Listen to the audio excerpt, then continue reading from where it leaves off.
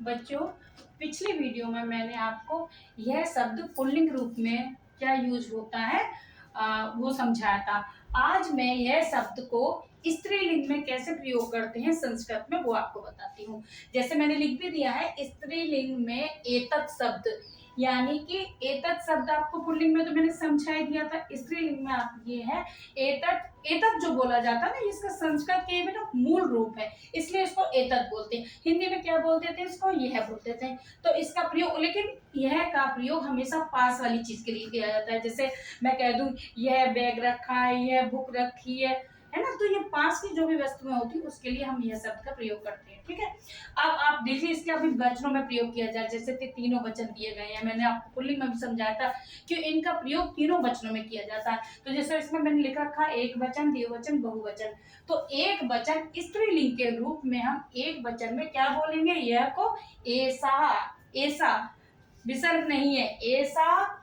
फिर द्विवचन में एते और बहुवचन में एता, इसमें विसर्ग लगा हुआ, तो हा की आवाज आएगी आपकी।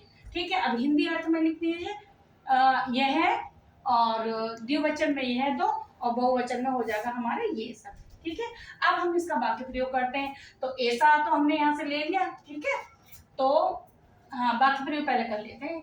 यह बालिका, यह दो बालिका, ये सब बालिकाएं। ठीक है, अब इसको अगर हमें लिखना है ऐसा शब्द लेकर, तो हम क्या लिखेंगे? यह का क्या कर देंगे? ऐसा बालिका। ठीक है, एक सेकंड में आपको लिख के बता देती हूँ। ये यहाँ पर लिख दीजिए ऐसा बालिका, ये संस्कृत में मैंने लिखा हुआ है।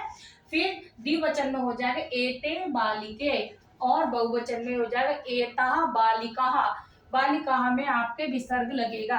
इस तरह से जैसे ना जो भी आपकी स्त्रीलिंग में शब्द होते हैं वो आपको बनाने मैंने बताए हैं। और एक बार समझ लीजिए, जैसे हमारा बालिका है तो एक वचन में बालिका हो गया, द्विवचन में बालिके हो गया, और बहुवचन में बालिका हो गया। विसर्ग लगेगा, विसर्ग और बेटा हलंत बहुत अच्छे से ध्यान रखा करिए संस्कृत में। ठीक है, अच्छा, इसमें अगर कोई भी स्त्रीलिंग में कोई भी आपका नाम होता है, जैसे मैंने एक नाम डाल दिया यहाँ पर राधिका, तो द्विवचन में क्या हो जाएगा? राधिके।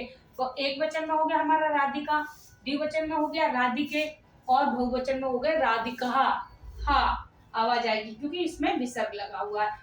अब आपको देखिए सारी चीज समझ में आ गई। इस तरह से जैसे मैंने तो एक ही नाम लिखा है राधिका, अगर इसमें कोई भी नाम होता है आपका, तो आपके इसी तरह से बहुवचन, एक वचन, द्विवचन में इसी तरह से आपके रूप बनेंगे। अगर मैं मीरा नाम लेती हूँ तो मीरा, मीरे और मीरा है, इस तरह से आपका नाम यूज किया जाएगा। ठीक है, अब मिलते हैं हम अगली वीडियो में।